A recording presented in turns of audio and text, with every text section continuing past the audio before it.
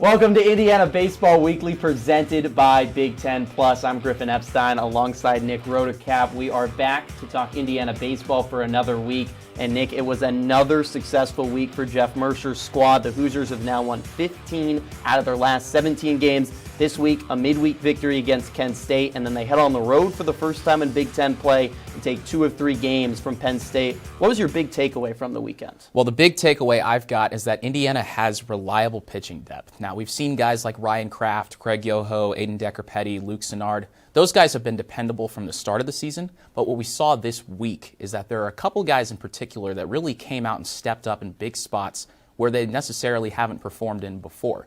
We saw Wes Burton, the transfer from Ole Miss. He threw a scoreless inning against Kent State and then came out in a big spot with the bases loaded in the series finale and got out of it unscathed, kept the 3-run lead intact.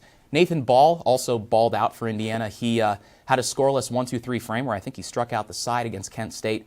Came in, gave some quality innings along with Craig Yoho in the series finale, and then got into a little bit of trouble. But Coach Mercer was able to reach into his bag of tricks, into that very deep bullpen Indiana has, and, well, that's why you have depth. It's so if one guy gets in trouble, there's another guy who can come in and bail him out, and Coach Mercer's got to feel pretty confident about that kind of pitching depth. So you talk about the pitching, that's going well for Indiana. But how about the bats? 22 runs in their last game against Penn State. That's always good. Who's your player of the week on the offensive side for Indiana? I've got to give it to the cleanup man, Brock Tibbetts. He hit .563 on the week. I mean, he went 4 for 4 in Game 1 against Penn State. That's a new career high in hits for him. And he homered twice, had a whole bunch of RBIs, and it seems like, oddly, ever since he broke his nose, he's been on fire. And Tibbetts is in an interesting spot because he hits behind Devin Taylor.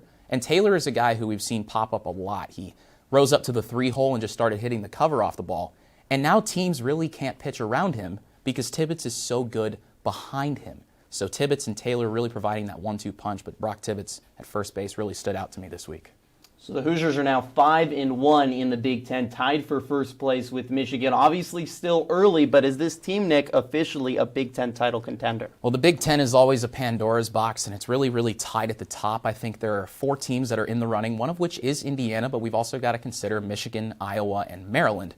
And all of these teams have played really high-quality, high RPI, and even ranked opponents, and they've had mixed results against them, as you would expect early in the season.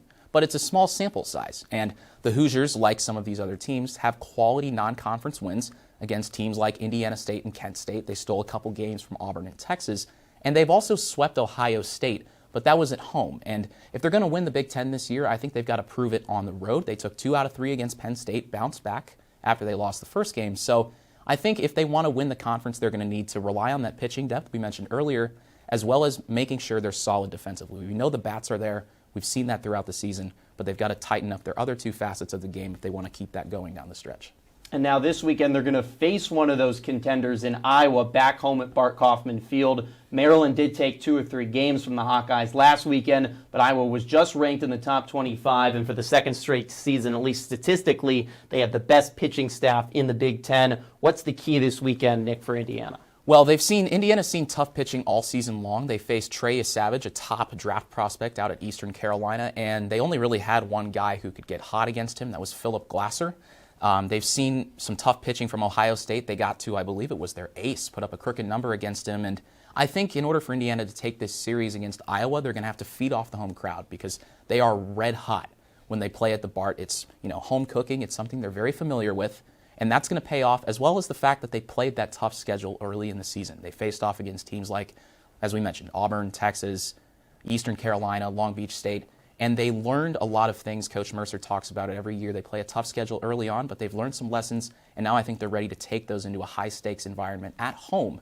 And as long as they can keep themselves grounded and play their game, they've got a pretty good shot. Yeah, who hasn't lost at home yet this season, but this is going to be their biggest test by far against Iowa.